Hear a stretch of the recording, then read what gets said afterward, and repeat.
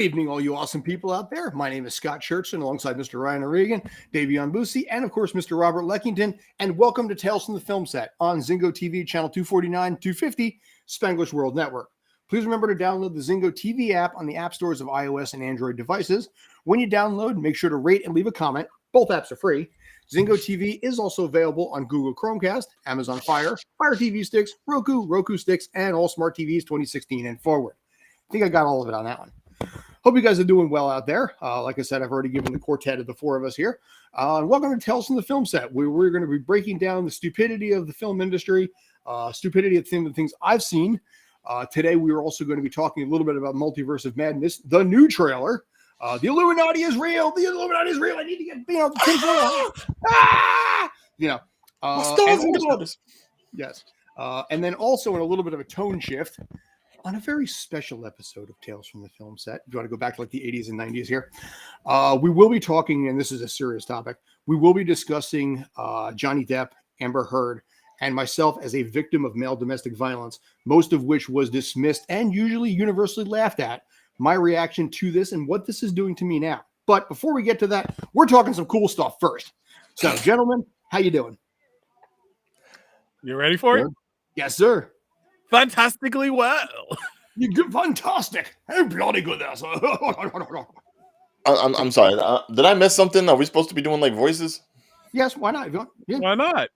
You know, listen, Rob is doing a phenomenal impersonation of Marcel Marceau. So you know what? He's got that nailed. That's a generation gap jump. Oh, I know. Yeah, kids aren't going to get that right. It's like Marcel. Who? The funny thing is, the most I've ever seen of Marcel Marceau was the one time he did talk. Silent movie? Yes. Mel Brooks, an often forgotten Mel Brooks movie, which he decided to do as a silent film. And the only person to say anything in it was the famous mime Marcel Marceau, who just simply said the one word, no. It hit hard. Yeah, it did. Very, very effective. He nailed his lines perfectly on that. His line. But anyway, yeah, we're going to be talking a little bit more Multiverse of Madness, because that is now, I think, about 10 days away, give or take? Yeah, a little over a week. Yeah. I've got my ticket for Thursday. I'm good. Nice. I got my ticket for Thursday and Saturday. Ticket for Thursday and Saturday. Double dipping good, sir. Wow. God, only reason... No. The only reason I did this, I was kind of forced to do it Saturday. Oh, someone twisted your arm to go see Multiverse of Madness for a second time? Yeah, in the sense where it's a date. I was going to say that's what I would have guessed. Do they know you're seeing it Thursday though? No, I never told them. And they don't know about the show, so it's all good. Okay, on a date. Really? You're going on a date with someone who doesn't even tell them about the show? Now I feel offended. No.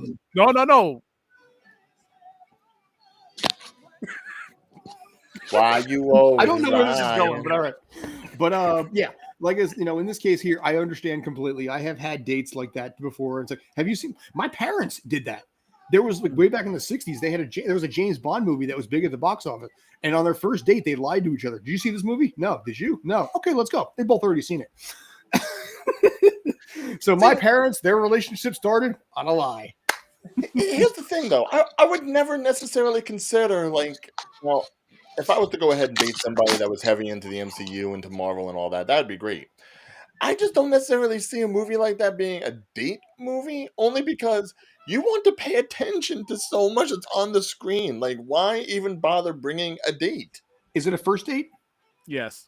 Okay, first date is passable. I think it's not a makeout date. You're not there yet. No. Well, I'm not saying it had to be a makeout date, but certainly you want to be able to have some sort of emotional and embrace or connection. Probably do that before or after the movie. Oh, dude, confidence here, confidence. Wow. I'm loving it. Right. So since you all already seen the movie, then you can use the second time to focus more on her and bother her time watching the movie. Exactly. And basically at the same time, you could also be like, listen, I'm here for you. I can see this movie anytime. But hang on, I did. That's special. And meanwhile, you're like, oh, wait, hang on. Check this out. In 5 seconds, a cool thing's going to happen. Oh, crap. I'm very quiet. When I go to the movie theaters and somebody's watching it with me and they never seen it, I'm very quiet. Okay.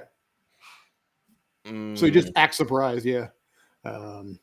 But yeah, there's a lot of curiosity with this. The Illuminati is real. Supposedly, there's some talk that, did we hear Patrick Stewart? Did we not hear Patrick Stewart?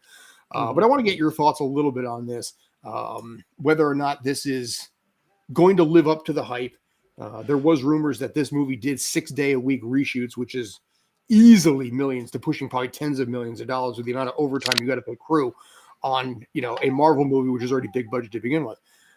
Do you think this is going to live up to the hype, or do you think that they're going to be disappointed? It's hard to say. I mean, considering how much they're really cramming in here, you always run the risk of too much of a good thing. Mm-hmm. So I always have to wonder if maybe they're just pounding in too many different variables and too many different guest appearances. Even though it's supposed to be in the multiverse, obviously there's always going to be different variations. We've already seen different variations of Doctor Strange himself. Mm-hmm. I don't know if it necessarily warrants that much work, especially considering while this is coming out in May, you do have another Marvel movie coming out 2 months later. Mm-hmm. So it's going to be a really big question as to whether or not this thing needs to have legs in order to go all the way up to that point, and in order to make back its money. Considering you're saying it's already about 200 million, which means it's got to clear about a good 400 million just to start gaining anything. It seems like a bit of a risk, but considering how much workup there has been since the last Marvel movie to this one, which I guess you would technically count Spider-Man, even though it is Sony. Yeah. And how much weight the Marvel stuff on Disney Plus has been doing in order to help prepare for this, going all the way back to WandaVision. This does feel like it's going to have a nice little crescendo of everything coming together. Mm-hmm. Especially considering what you're hearing now isn't even so much about whether the movie's any good or not. I don't know if anyone's actually seen anything from when the embargo goes up. Do you know when the embargo goes up? Is it going to be next Monday or what? I don't actually know that. It's supposed to be this week. It's supposed to be this week? I'm guessing Thursday, Friday? Because remember, whenever they do red carpet or something like a private screening, it's always the week before the movie comes out. Right, but I haven't seen anything yet. And considering most people are going to be able to go ahead and see this on Thursday before Friday comes around, you'd like to think it's going to be happening either tomorrow or Thursday. And here's the kicker. It falls under Cinco de Mayo. So, okay, then that means I'll have a margarita before and after, but do you really want it? Because I agree with you on that, Ryan. Thinking about it, this is a sequel to a sequel to a sequel. Even though it should have just been a sequel. With also one of your main characters being a character who got a spin-off of their own. Correct. Wanda Maximoff. Correct. So it's and you're also introducing new characters too, like America Chavez. Who may not get as much weight directed to them as you would hope. Well, it varies because it depends on the execution. Is this going to be the end of the multiverse, or this is just the beginning? Because once this is over, we have to worry about Ant-Man and the Wasp: Quantum Mania. Plus there's also questions of whether or not the multiverse is going to play into Thor: Love and Thunder with the whole Jane Foster thing. We still don't know what the ripple effect is going to be in all this. Facts. So, and the same thing as Black Panther. We don't know what's the ripple effect with that either. Is it going to be his sister taking the mantle, or is it somebody else, or are they just going to replace the actor in general? I think the sister takes over. It's the way Disney Marvel has been working with things. Yeah, and then not only that, Hawkeye, for example, because that's what I was thinking. Just the way they were saying, behind the scenes, that they want her to come back. She was talking about, they were telling her to shut up on certain things, and she got injured, and it was a whole heap of things, and they was making sure she comes back. Even the protest against her being in the movie was that serious, to the point where they was nope, she stays, and they stand their ground. And after that, all of us shut up. So, the only thing I can say is that as far as everything's all considered, it seems like overcompensation. Mostly because when you look at last year, when you look at what they were trying to do with Black Widow and Shang-Chi and Eternals, and how middling those returns were. Even though they were still pretty good, they were still middling by Disney Marvel standards. The minute No Way Home burst out onto the scene, that's when you started to see a lot more kick up in what they were doing with Doctor Strange. Not so much Thor: Love and Thunder, not so much any other production, just that one. So I feel like they might be just throwing way too much at the wall. But again, we'll have to wait and see if there's like, an overflow of Marvel, because people have already considered that there might be like reaching that plateau of Marvel appreciation where it's just like, okay, just it's too much. It's too much. That's why I'm actually glad that what they've been doing with Disney Plus, and they've been showcasing more of these newer characters, trying to spread themselves away from the MCU a little bit to show that there are other directions, there are other things that can be going on. It's not just one big through line. Yeah. Doctor Strange 2, the Space Jam 2 of the MCU. No. Right, no. If Grape Ape shows up in this thing, I swear to God. Oh, jeez. Rick and Morty, Iron Giant. Well, I mean, considering all the different Disney property, if this thing turns into Kingdom Hearts, where we get like, a Star Wars clip where it's like Moon Knight becomes Poe Dameron or something. I don't know, man. It's just, there is the trailer for Kingdom Hearts 4. I gotta wonder how much they're going to try and put Marvel into it. I gotta hope. Oh, they're definitely doing it. They're so. No, they can't. No. They've already stretched it too much with Kingdom Hearts 3 when you added like Big Hero 6 in there. Kingdom Hearts 2 is my favorite game of all time because it had just enough in there to appreciate it. But then you start oversaturating. If Kingdom Hearts 4 starts including every Disney-esque property, I think the fans weren't even warm on Kingdom Hearts 3 anyway. No, I want to ask Rob about this because Rob, he's pretty much he's our base when it comes to like people that don't care about the MCU. So, Rob, when you see a movie that's like getting this much hype and getting this much talked about, does this interest you in any way as a layperson to go ahead and check it out just for the sheer cinematic thrill of it? Or is it just like so much stuff going on that you don't have any indication of that's like, I don't even want to bother? I'm a DC guy. No. You have said that in the past. We have this war happening. No. Yeah, no, I'd see the film. But I'd see it in my own time. I wouldn't necessarily go right out the very first day and be like, okay, hey, I got my ticket. No. Hey, just make fun of the two of them. I think you're like, hey, you got your ticket. I'm just going the one time. I'm not like lying and doing it for a dating second time. I know. Shut up, Ryan. Yeah. By the way, what's your name? Huh? What's your name? We're not going to speak of that. Oh, it's Voldemort. VOLD. Yeah, well, we'll see. Yeah, but so you'll watch it, but you're not as hyped as say the rest of us are. If you want to see it, you'll just see it passingly. It's fair. He got that. Oh Lord, he got that look like I care. I don't care. I just want my DC. Screw Marvel. It's like I just want my Shazam Fury. I have some favorite Marvel, characters, but mine. I'm more of a Batman, Superman kind of guy. So that's me. So, who's your favorite out of the Bat family? What's that? Who's the favorite out of the Bat family? Oh, I had to ask. Scarecrow. I think Scarecrow's cool. I like psychologically complex. I like it. So yeah, I could see you being Scarecrow. And they almost had Scarecrow in the Schumacher. If Schumacher did a third Batman movie, which obviously never happened, Scarecrow is going to be your main villain. Nice. I mean, for all you know, Scarecrow's already active, considering the fears everyone has of the Flash, and whether or not that movie's ever going to happen. No, I think it's going to happen, but it's just they're probably going to basically do a little bit of recasting. It's already there. It's already indicated. That's the trippy rope there, because that's going to be a lot of money for recasting and reshoots. Because you know who they want. Like, all the fans are asking for him. So it's not like Ezra or Grant Gustin? I'm saying Grant. No. Look, Grant Gustin is great for the TV show, but to go ahead and. But the thing about it is just we'll see. Like we don't know what the executives are doing behind the scenes. So if they add him, we don't know how he'll do on the big screen. He may do phenomenal on the big screen. Maybe it's just the way WB's writing the stuff. So my own opinion, and this is my opinion, he's probably a phenomenal actor on a low key and probably be a better representation than the guy that we have currently.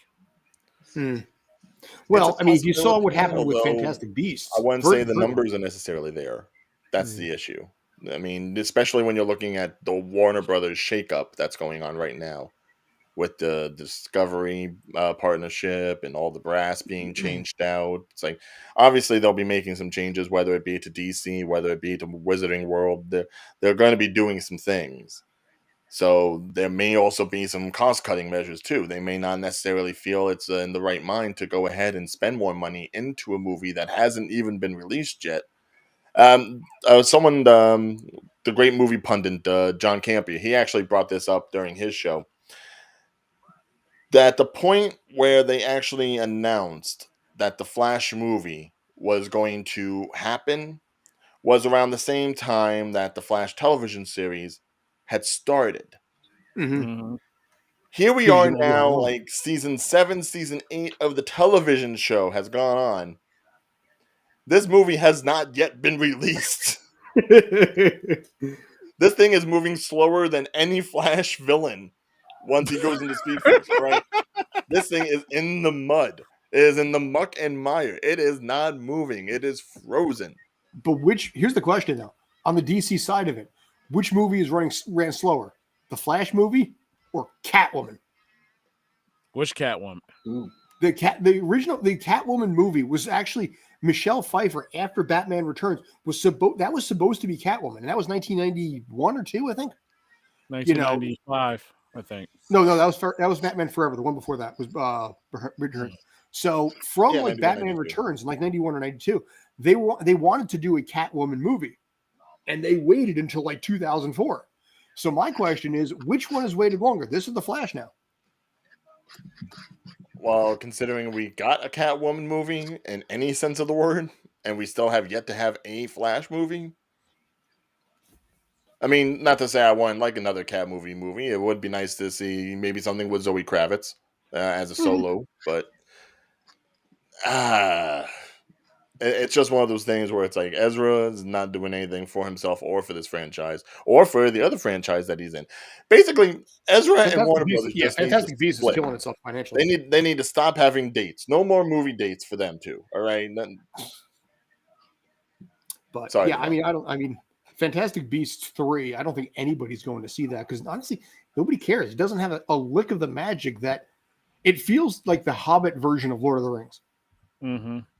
You know, but again, that's why I'm talking about like anticipation with movies. Like the hype train was so heavy, you know, that they had like the Harry Potter anniversary stuff just in like the last few months where they were showing stuff on HBO Max, and they had the cast reunion of the original movies, all this sort of stuff that was leading up to the next Fantastic Beasts movie, and it was still not pleasing even for fans. They had a Harry Potter like game show. Get lay people in there. There was like a 4-part Harry Potter game show with like Dame Helen Mirren literally emceeing the event. It was terrible. It really was kind of crap. But the fact that it was that big, dude, we watched it. It was like, oh my god, this is bad. But it was still one of those things that it was a great draw because Harry Potter is. You know, Fantastic Beasts. Nobody cares. There's no magic behind it. Peter Jackson said something I read the other day. He said when they did Lord of the Rings, he had 3.5 years of pre-production. Before they had day one on set, he had 3.5 years to prepare for this. When they did the Hobbit movies, he said I had 0. I just had to go. And that's the big difference between both films. And that's kind of the same thing I'm seeing right now with Harry Potter versus Fantastic Beasts, because it is very similar. You got one storied franchise that people love, and you got a prequel that's just it's there, you know. It was there for prequels. It's got Jack McCoy's daughter in it, you know. But that's the kind of stuff that makes me hesitant about Doctor Strange too. I mean, if you can see what something like that, which let's face it, the Wizarding World has as feverish a fan base as anything Marvel or DC does. And if that movie can't work, if that whole franchise can't work, imagine what something like Doctor Strange is going to end up being. I still have the highest hopes, but at this point, there's just been so much Marvel. It's like I would not be surprised if they really started to trip and falter. Probably. Dave? I will say this. If this movie performed in the same capacity as No Way Home, Marvel, you have did it again. You have did it again. I'm telling you, you did it again. I'm looking at the camera. You did it again. Yes, but I don't if think it they does will do as well as No Way Home and does the same kind of numbers and everything, I almost fear for the rest of the MCU because this will almost cement the idea that, oh, Marvel movies have to be like this now.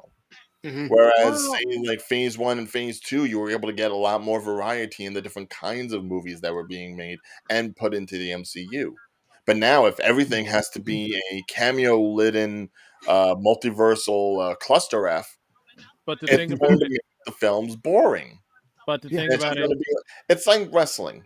Like you could either have like the spot fest of AEW, which is what the Marvel movies are with No Way Home, or uh, what you're getting possibly with Doctor Strange, or you could have some good storytelling and you can have some compelling characters and you can just keep it simple, like everybody else except WWE. okay, I was about to say, like, if you No, compare no, it no, to, no, no. I I'm know about you. to No, look at you like, I know better. I know better. okay, but like I said, everything is a gamble. We hoping that this film does extremely well. From what I heard about the film, a little detail, they said it almost had to been pushed to a rated R level. Almost. Rated R? Yeah, it almost been pushed to a rated R. They had to dumb it down. That was the purpose of the reshoots. See, I almost would have preferred that they went rated R. No, but the thing about it, Galvanize the audience, get us ready for when they actually do Deadpool or Blade or any of the things that are going to warrant a rated R, like but Moon Knight. That but you- easily could have been rated R. but you know what? You're dealing with Disney. Disney is not comfortable enough to actually push the rated R issue. The only look at internals. They had that little mini sex scene. Yeah, it was mini. Yeah, but it was enough to be PG-13. It wasn't like full on rated R. So it's like they don't want to push it. So just give them some time. Well, I'm sorry. We need more sex in the MCU. But I'm done with you, bro. This isn't your daddy's MCU. This is the newfangled stuff, the 2022 version. Oh, I'm telling you right now, if they do bring in X-Men and they bring in a Logan or a Jean Grey or a Rogue or any of that, you gotta amp up the sex appeal. No, we're not. I don't know.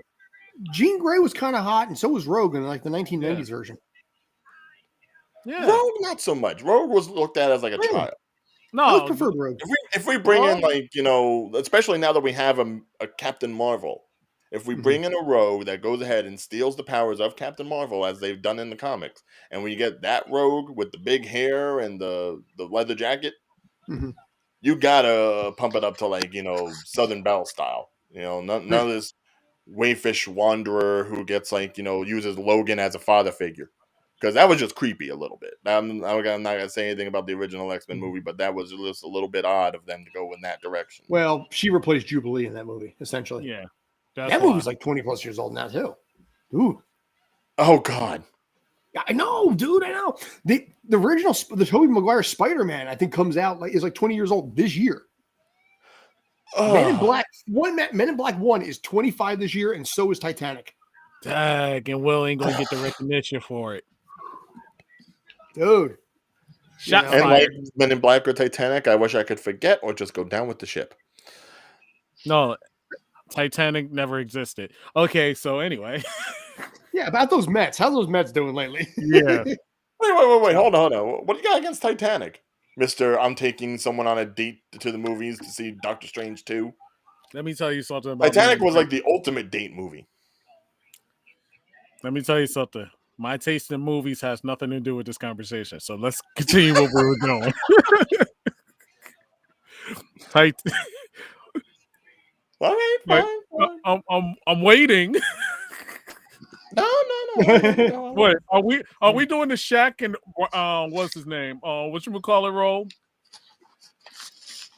What's his name? Shaquille O'Neal and what's his name? Charles Barkley. Oh yeah, okay. Going at each other's neck. Huh?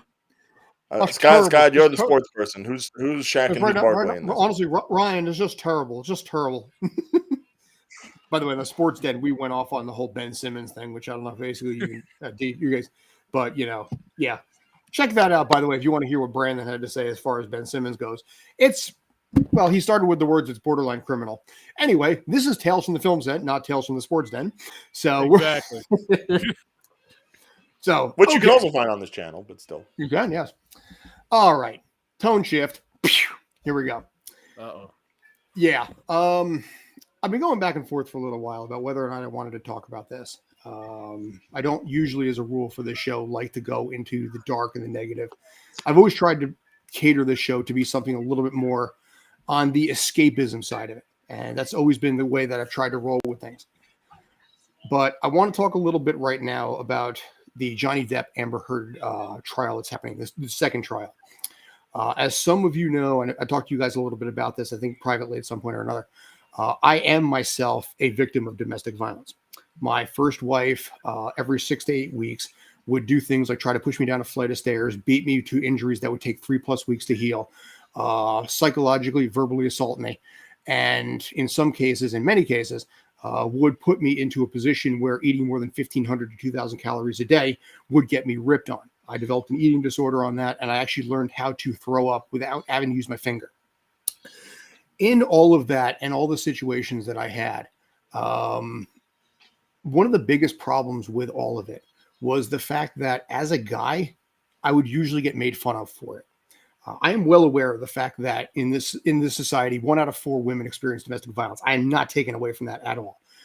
But from what I found out, 1 out of 7 men do too. And I apologize in advance. I don't know what the fluid numbers are as far as basically the domestic violence and that. I never got those numbers, and I apologize for that. But for the years that have followed on this, I have usually been mocked, ridiculed, and belittled for what I went through. Most people would look at it and be like, she's 5'4", you're 5'10", pushing 5'11". She can't do anything to you, and in your case specifically, if you try to actually, no one will believe you. And one of the things that was a big problem with all of this is the injuries would happen every 6 to 8 weeks. Like I said, the first time she tried to push me down a flight of stairs and cut me across the side of the face. There were incidences where, for example, I got separated at the mall and she punched me literally in the mall in full view of people just because of the fact we got separated. I was separated from friends and family. I was in a position where I was never allowed to go out unless she was there. And I was oftentimes told how fat, stupid, ugly, useless, moronic, and retarded I was, and how no one in my life will ever love me because basically she can barely do it herself. Any person who's been through domestic violence knows these stories. They've been down these roads. They've heard this. What I'm saying is the same stuff that everybody has heard at one point or another. The difference that exists here is that in the years that followed, I would often get dismissed because I'm a guy. I remember one time, actually, a couple years ago, I was on when Mel Robbins had her own TV show. I was actually on the Mel Robbins show to talk about this. And it was me and this other guy, a really cool guy. I wish I remember what, was a kid in contact with him. But it was funny because the name of the episode was Secrets Men Keep. And the audience was like, ooh, Secrets Men Keep. And today we're talking about male domestic violence. Yeah. And the energy level from the audience went from here down to right down to here because everybody was just like, oh, crap, I got free tickets for this one. And pictures were included, police reports, all this kind of stuff. And it was funny because nobody really cared. And nobody really actually gave a crap about it. And in this case here, in the years that followed, I've been mocked for it. When that episode actually aired, I was on set and I was talking to a guy. And I talked about the fact that I went through all this and, my new wife is a lot better. Robin, she's awesome, and his response was, why, does she hit harder? And I'm like, oh my God, So this is the kind of stuff that I've been dealing with for years until now. Because now with the Johnny Depp Amber Heard trial happening, people are looking at what I went through with a new experience. Because if I was a woman, this would have been a Lifetime TV special. But because I was a guy, I was laughed at. The way I've always said it is that domestic violence against women ends up on Law and Order. Domestic violence against guys ends up on Comedy Central. And now the difference, because everything that actually is happening with Amber Heard and all this stuff is coming out and everything like that, people are reaching out to me and they're like, dude, I never knew. I never realized. And my case was just a very, very stereotypical run-of-the-mill case where, it's the same kind of mental attitude. It's the same sort of, like I said, belligerence, the attitude of, if you tell anybody about this, I will lie to the cops and say you tried to rape me because no one's going to believe a man and they will have you arrested and throw you in jail. This I went through. This is what dudes go through in this case here. And again, I'm not dismissing domestic violence against women at all. But the big difference is the fact that what I went through for all these years, nobody cared about. But now, suddenly people do, because you have one of the biggest names in the industry, and you're hearing testimony straight up. And I'm looking at that and be like, yep, went through that. And it's funny, a lot of the people that I talk to that have been through stuff like this, they're like, yeah, we all see similarities to it. So it's funny because now, after all these years, people are looking at me and being like, so what you went through really kind of sucked, didn't it? I'm like, yeah, it kind of did. And now it's a weird feeling. So I'm not going to basically go too much longer in something like this. Like I said, at this point, my life is world better. Robin's awesome. I got a cat with 3 working legs named Scully. And all of this stuff is pretty much rear view mirror. But it's a fearful situation that a lot of people on every side of the gender fence go through. And for me, I finally feel like I'm getting respect after all these years instead of just being made fun of, laughed at, and frankly ostracized because someone smaller would do things like smash things into my face when I ate the last diet ice cream sandwich.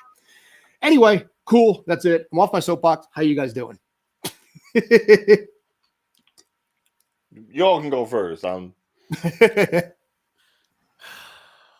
Like I said, yeah, you did tell me the story and explain to me what happened. Like I get the whole frustration and the aggravation and the stuff that you've gone through because certain people don't look at it as, oh, you're a guy or you're the victim in the situation. They look at it more as, oh, the statistic or the stereotype, the whole, you're a man, you can take it. And that's nothing. Like I explained to you about the episode, which I never told my mom about when I was at Comic-Con a couple of years back. And I was heading back home and this drunk lady just constantly was trying to assault me. And I did call 911. They probably at first was like, oh, this guy, whatever. So I said, I got the police on the line. She's walking away, I don't know her. So we get to a corner where there is 2 police officers. The female police officer, I guess she went by what the woman said and said, stay away from her, back off. I'm like, but I'm on the phone with the police. Oh, I'm like, but she's the one that assaulted me. I don't know her. Didn't even give me a chance to open my mouth. Just said, go about your business or I'll lock you up. The funny thing about it was I didn't realize the operator was on the line. The dispatcher. I did not realize it until I looked. I was like, oh, hello. They was like, yes, we heard everything. And they said we are going to make that get that information to the sergeant as soon as possible. That was not right. And I was like, wow, like all because I didn't even realize the phone was. I thought the phone hung up. Subterfuge is the greatest thing to work against. Lucky vindication. Yeah. And that's, and like I said, it's taken differently. So when I would tell people stories about the fact that I used to sleep in my car in the middle of winter, 15 degrees, outside, I'm sleeping in my car in this. And I would have situations where you sit there in, you're spending 5 minutes praying to God that they're not going to be angry tonight. That's going to be a calm evening. you are in such a micromanagement mode that you are afraid to pick up a pen because basically they may not want you to pick up that pen, and you may hear it. And every 6 to 8 weeks, it would be something where the anger would grow and grow and grow. And not me, but just like life, bad day at work, traffic, maybe somebody was rude to them, just whatever it was. And then, the anger and the hostility and the insults and the derision would come out, about how fat, stupid, ugly, and useless, and moronic you are. And and this would go on sometimes for like an hour, even like 3 or 4 hours. I had a couple of cases there. And then eventually at some point, bam, it would get violent, it would get angry, and the beatings would happen. And like I said, I had cases where I had injuries that took 3 weeks to heal. And the sucky part about that is these injuries happened in the middle of summer in 90-degree temperatures. So I had to sit there in long sleeve shirts to cover massive bruises because you don't want the world to know what you're dealing with. You don't want the world to see, you don't want to acknowledge it. And it's an embarrassing situation, regardless of, again, man, woman, gender fluid, doesn't matter. It's embarrassing as hell to acknowledge this is happening to you, and that's the hardest part with this. And that's where a lot of people are like, why didn't you say something? Because you don't want the world to know, because the world's going to view you differently for it. Exactly. And for me, it was funny because eventually I got thrown out of the house for the last time. And I went to the cop. I talked to my parents. I'm like, what do I do? They're like, go to the cops and the police can bring you back to the house so you can get your stuff. Because a lot of times I would leave the house and wonder if she would just break all of my things. So I had basically did the police report, went back with the cops. One cop kept her at bay, and then the other cop let me get all my stuff. And I stayed with my parents. And it was weird because for the first time in years, I felt safe. And I was like, oh my God, it was such a relief and such an amazing feeling to not be afraid anymore. And anybody who's gone through this knows that feeling, knows what that's like, knows that you develop the ability to see out of your peripherals because you can see everything that's going on over here on every side because you don't know what can be used to hit you. And that's the bitch of it. So. Yeah. By the way, does anyone else hear that guitar riff? I was just going to say there's an echo of some sort going on. Yeah. Yeah, I was about to say, like, it gave your speech a lot of, like, background mood music, but I was going to say, yeah, it did the drama, but no, but it was funny because, like I said, for a lot of years, I would get people being like, it wasn't that bad. They'd laugh at me, they make fun of me. Or like that said, that one guy is like, oh, you're remarried? Oh, she's better? Does she hit you harder? And I'm just like, oh my God. And well,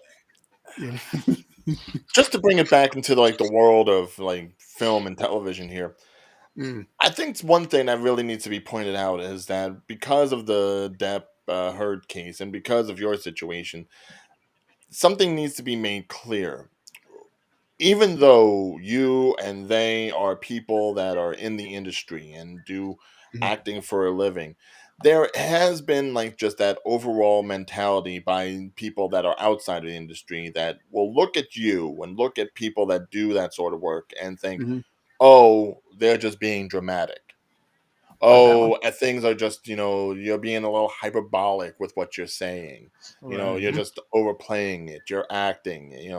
You're trying to, drudge up the emotion rather than just being real about it. And so people don't necessarily take what you're saying at face value. They think that you're doing it up. The thing is, regardless of who the person is, whether it's male or female, regardless of the industry that they're in, whether it's acting or not, it's real when it happens. Take it for what it is. Right. Don't try to judge the person based on what their occupation is. Don't try to judge the person based upon their gender or who the other person is, what their size qualifications are. Just take it for what it is. Believe the person when they're coming at you with something of that serious in nature. Yeah. And that's, like I said, my biggest thing. Now, the ironic thing on this is I actually lost the court case. I had to pay her a 5-figure settlement that took me 6.5 years to pay off. And yeah, that was the weird quirky thing of this. And honestly, I wasn't actually even that angry about it.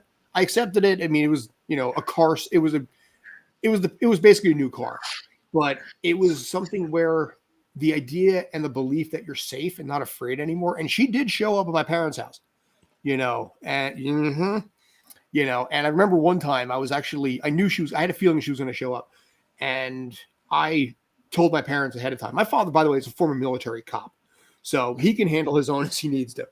But I said, basically, I suspect this is going to happen. It's going to happen between this time and this time. And lo and behold, she did. And my father told my mother, she's like, you know, they were sitting on the porch. She's like, get in the house. It's like, get in the house now, you know. And she dropped off a gift, all this kind of stuff that I like. And that's a very normal thing after a physical abuse incident. They have what they call the honeymoon phase, where they're very nice, they're sweet, they buy you gifts because it's the good time. They might actually feel bad about what happened, and I think they probably do. You know, if you notice, I have not actually mentioned her name at all. I mentioned my current wife, Robin. Robin's awesome. I'm not saying anything about that. Oh yeah, no, Robin's good people. But I have always been in the attitude of, educate, don't punish. And something happened to me a couple of weeks ago. I was in the same vein where it's like I could punish them, but I'm like, no, let's just teach, educate, mentor. And I don't really have hostility, believe it or not, towards my ex-wife. I think it's one of those things that she had some challenges that she had to work through. Did she handle them poorly? Oh, hell yeah, 100%. But I'm not like, I was more annoyed for a long time with how people treated it and how people looked at the guy who fought in Dark Knight Rises and did all these kind of things, and being like, she's 5'4". Yeah. And a 5'4" person with an object can still hurt like hell, Yeah. And finally, after all these years, people are reaching out to me and they're like, I guess it does really happen to guys too. And I'm like, yeah, no, I've been trying to I almost swore on air. I'm getting darn close to that. Not supposed to swear on air, but I was like, yeah, it is always that, it's always been there. It's always been this kind of thing. Now people are just consciously aware of it. How long that lasts remains to be seen. But for now, I'm actually kind of appreciating the fact that people are like, yeah, it did kind of suck. Rob, any insight? Yeah. I'm just listening. I'm here. Well, that's what people need, unfortunately. Yeah. That they need that support system. They need people to hear and to get it, because like I was saying, a lot of people will go ahead and listen to a guy say that sort of stuff and be like, well, he's an actor. He's just playing to the camera. He's playing up the story. And I think that's what a lot of people were thinking with Johnny Depp, because when you see him on the stand, he's pretty just like very cool and casual. The people that are questioning him is like, they're just repeating stuff over and over. And he's just like, yeah, that's what we agree to. He's just trying to be very kosher about it. He's not necessarily trying to make everyone laugh or try to be Captain Jack Sparrow or brave and bold about it or anything like that. He's just keeping it at face value. And it's probably a Johnny Depp that you probably never really seen before. But you have to in this instance. Talking about this stuff is good. Sorry, I said the shy, quiet individual who's just in the realization, like, look, I'm here, but I'm not here. You know, and I think that's that mentality. Like, I'm not the actor that y'all know. This is me as a human being. Look, this is why I'm doing this. But this is a toll. Like, I do love the fact that y'all, I got support, but at the same time, this has to be addressed. And the thing is, in the trial, you've also heard some of the things that he's said towards Amber Heard, and while some of them may be, rather off-putting. Oh, I'm not saying it's not. To wonder, is it because of the abuse that he went through? You can't say that he's just a monster because he said those things, because when you start hearing about the things that are done to him, it's also retroactive. You can easily say that a lot of the stuff is more reactionary than, purposeful. Right. And people don't think that that he can be like that he's doing it based off of whatever she's done to him. They're not seeing it from both sides. In my case, I went inward. I didn't lash out because it's never been my personality. I've been a Zen Taoist for like almost 30 years now anyway. But it was also one of those things that when you get to the belief that you are what they tell you are, and the verbal and the psychological is worse, I think, than the physical, because the physical heals, but the other stuff is more deeply embedded. You start to believe that you are inferior, and that you are stupid and ugly and no one will love you but them. And you go through this kind of thing. And I think once it gets into your head that way, it affects your daily life in every way. I was a financial advisor at the time for like the middle and lower class. And I would go on client appointments knowing in the back of my mind, she's going to blow up my phone in about 5, 4, 3, 2, bam. If a client appointment went a little bit longer than an hour, and they did, sometimes an hour and 20, that phone would light up, every 3 seconds, every 5 seconds. I had to put the phone in airplane mode because I would get like 10, 15, 20 messages. And it is really hard to be in any profession when you've got that going on all the time. And again, it doesn't matter the gender. It matters the psychological impact that has on you. And for me, I lost almost half of my agents because of the fact I was so afraid to piss her off. I had 17 agents reporting to me. I dropped down to 9.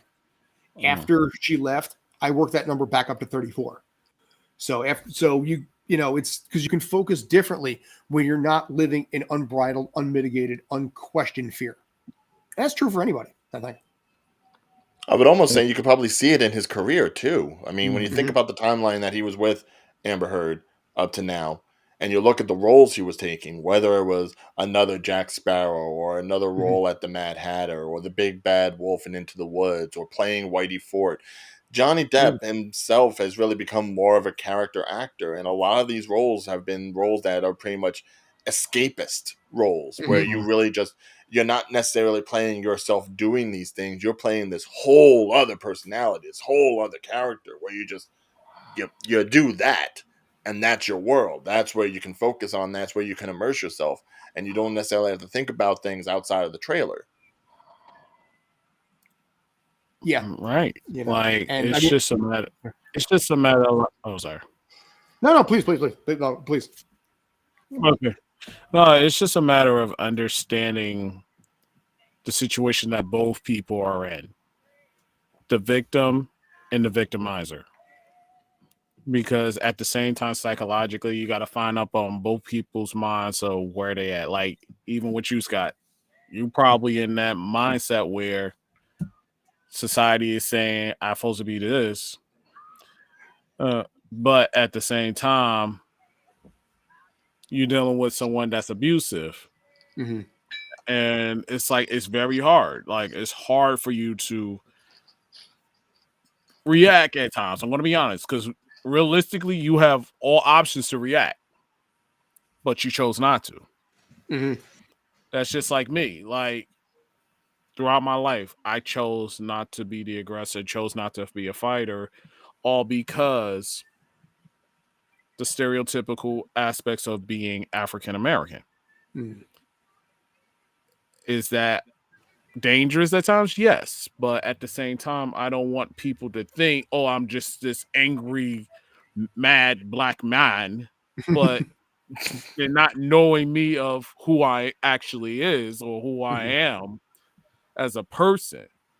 So, and that's the same thing with you, and Johnny Depp and all that. Everybody has their own way of expressing and being a person. Some of us do think before we react.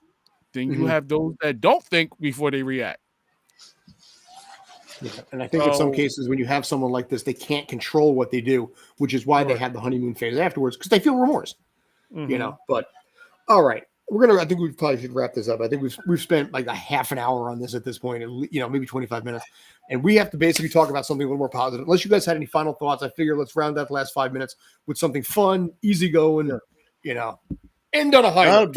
Bring on the fun and easygoing. Although I would say if anybody has those issues and wants to reach out to somebody, I don't know if Scott knows of any outlets that people could turn to. All the ones that are out there. If you guys want to talk to me too, I mean, listen, I've been down this road. I already mentioned the fact. I mean, I've been on national television talking about it too, and I'm not afraid. I mean, I was nervous as heck right now. I'll tell you right now. I had 2 cups of wine beforehand.